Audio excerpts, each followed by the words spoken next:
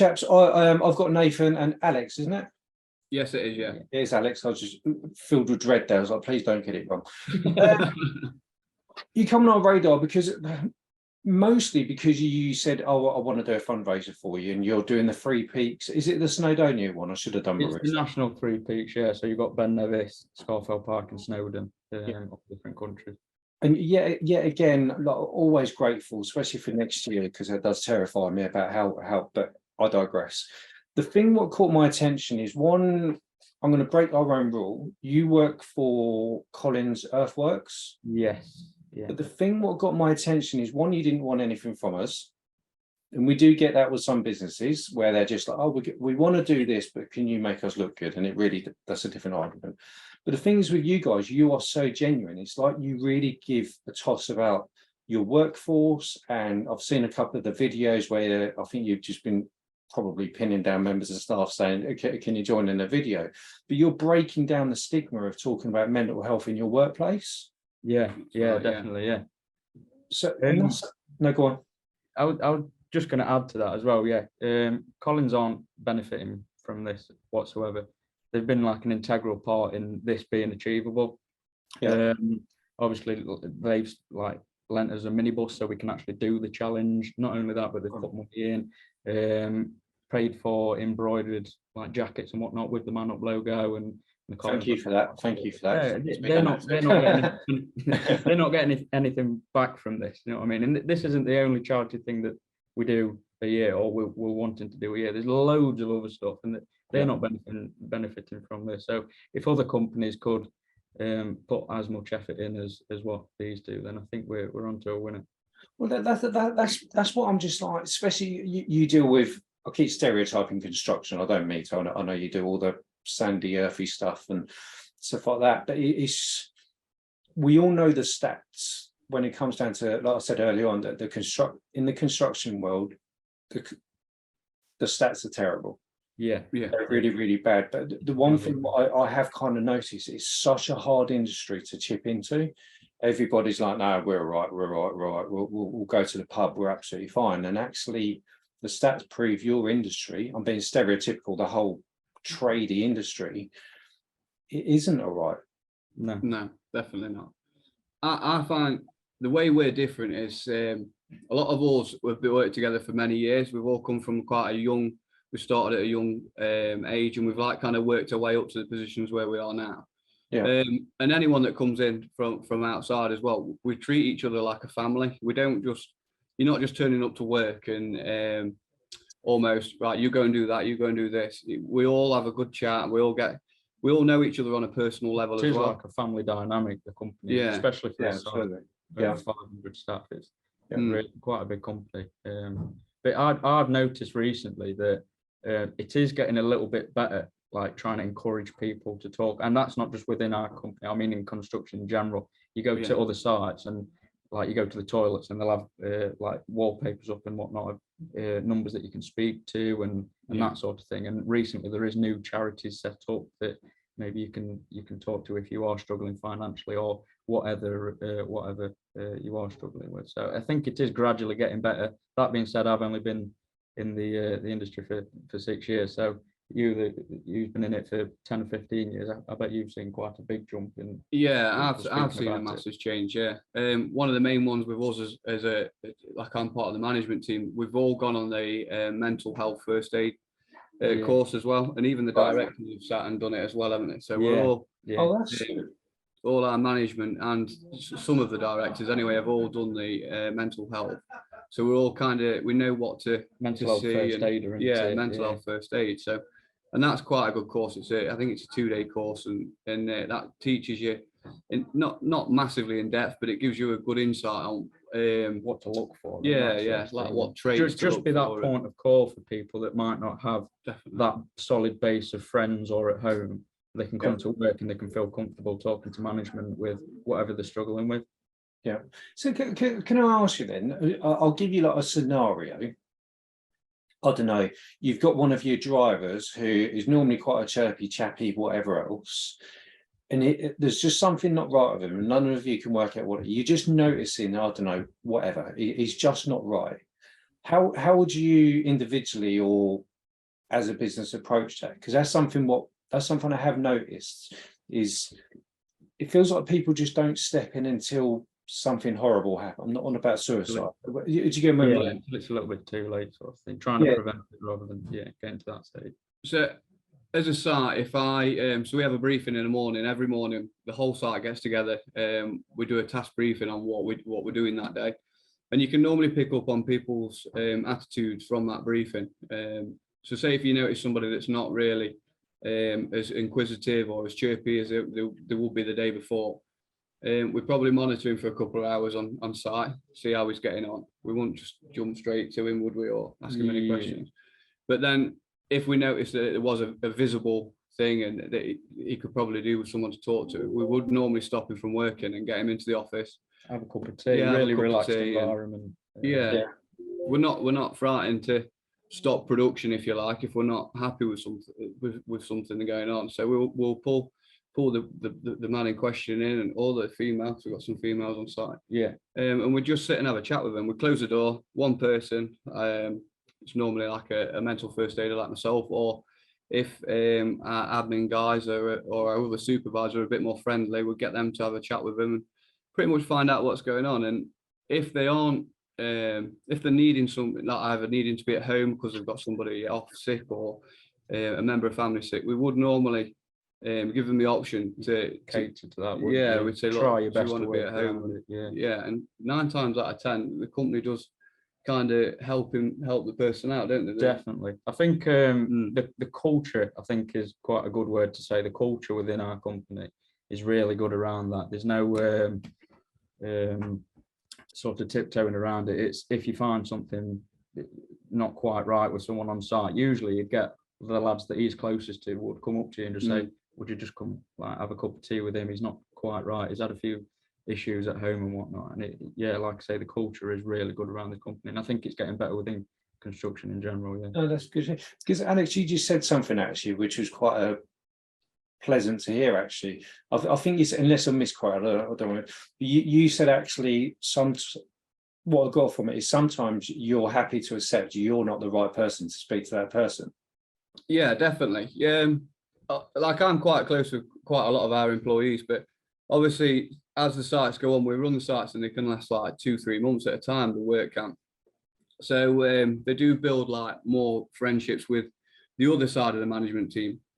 So supervisors or our admin guys or somebody. So it's better just to get them to talk. So more friendly, and if they want me to sit in and listen as well, I'm quite happy and prepared to sit in and go through it all with them. So No, good on you. So if anyone's kind of watching this, let's face it, I don't know, a director of a construction company, it doesn't really matter what it is. Well, what would you say to them if they're having mental health problems in the workforce, I guess, if that makes sense? I would first recommend the mental health first aid awareness training. That helps us out quite a lot.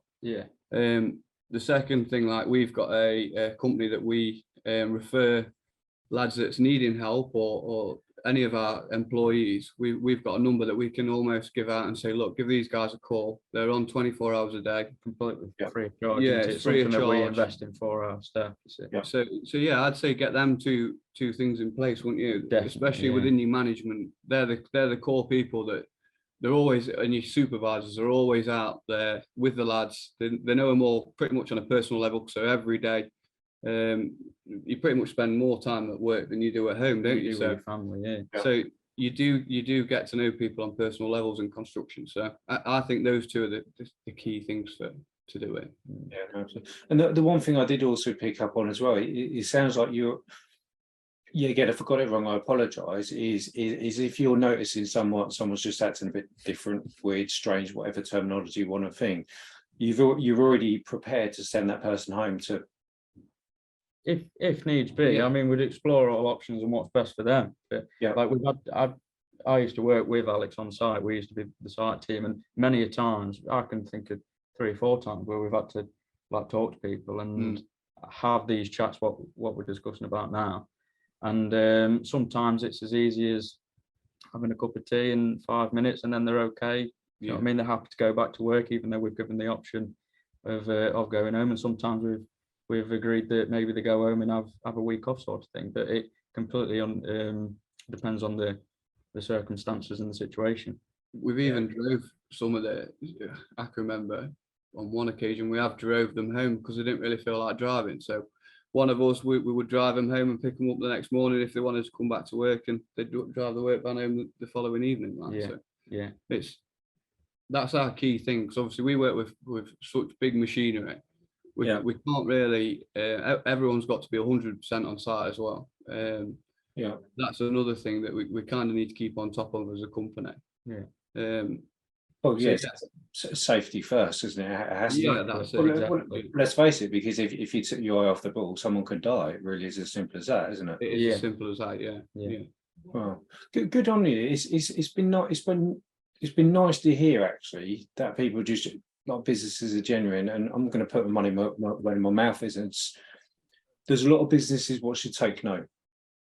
Yeah, definitely. I think there's a long way to go. Yeah, no, there is. I think we are getting there. I don't want to be too harsh. We are slowly getting there.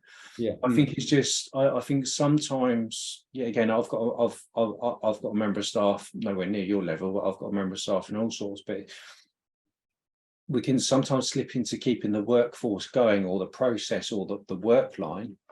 We forget that actually, if one of those members of staff breaks, the work line breaks as well. I mean, we need to. There's got to be. Am I making sense? I'm confused. Yeah, you are. Yeah. And that, because it's, well, without staff, none of us can function. And another thing for us as a company as well, it's workloads are a massive thing, especially in the management side of things, and even on site. If somebody's struggling with workload, everyone feels free to shout up, say, look, I'm struggling at the minute, I'm snowed under X, Y, and Z. Everyone just pulls together and helps. It's not, that's your job, you should be sorting that. It's right, how can we sort this out, and how can we delegate it to other members of staff that's probably got a little bit less on another site, that they'll come across and help us. And we do, like, we share everything, whether it's a problem, a work, that's just how we are as a company, really, I think. Yeah, definitely. You're a true team. Yeah, exactly that. Or referring back to what we said at the start, it's almost like a family. Yeah, absolutely, and it's refreshing, and then that's why I don't mind mentioning, like, the company behind it. Obviously, like I said earlier, like, we don't promote brands whatsoever, but we will highlight companies actually where it's just you could. I've been doing this a long time now. I know when it's genuine. Yeah. And it even goes as high as the owner of the company as well. Like, I know we're kind of talking about Collins quite a lot, but our director, the owner, David, he's a lot of lads, even from labourer, stance on site, or digger drivers.